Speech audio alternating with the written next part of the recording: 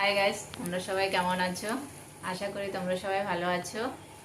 আজকে আমি আবার নতুন একটা রেসিপি নিয়ে চলে এসেছি। ঘরোয়া পদ্ধতিতে দেখাবো আজকে আমি লাউ শুক্তা কী করে রান্না করে। ভিডিওটা যদি ভালো লাগে তোমরা লাইক কমেন্ট করে পাশে থেকো। চলো যাই, দেখা যাক রান্নাটা লাউ শুক্তা। আমি লাউটা পিস পিস করে কেটে ধুয়ে নেব, ধুয়ে ঝুড়িতে তুলে দেবো। তুলে ওটা একটু জল ঝরবে, তারপর আমি কুচিয়ে নিয়েছিলাম, ওটা দেখাইনি। এখন আমি প্রেসারে দিয়ে দেব। প্রেসারে দিয়ে আমি একটু জল দেব আর পরিমাণ মতন একটু নুন দেব।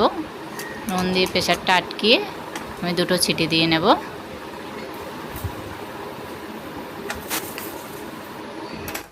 প্রেসারটা আমি নামিয়ে কড়াইটা বসাবো। কড়াইটা গরম হয়ে গেলে আমি তেল ঢেলে দেব। তেলটা গরম হওয়ার পরে আমি বড়িটা ভেজে নেব লাল লাল করে।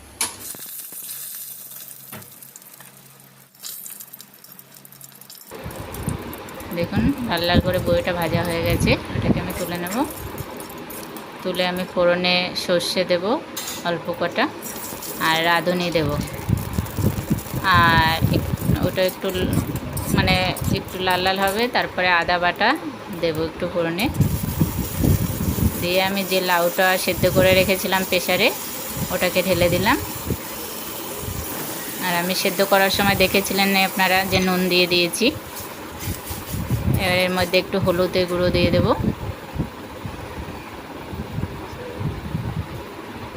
হলুদের গুঁড়ো দিয়ে একটু নেড়ে চেড়ে নেব।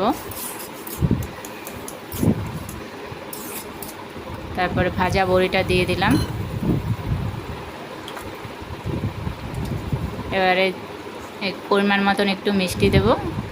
মিষ্টিটা একটু ভালো লাগে, বেশি না, মোটামুটি দিয়ে আমি একটু চালের গুঁড়ো ছিটিয়ে দেব। চালের গুঁড়ো দিয়ে ভালো করে নেড়ে চেড়ে ওটা 2 মিনিটের জন্য আমি ওটা ফুটিয়ে নেব। ফুটিয়ে নিয়ে আবার নেড়ে চেড়ে ওটাকে আমি ঢেলে দিলাম।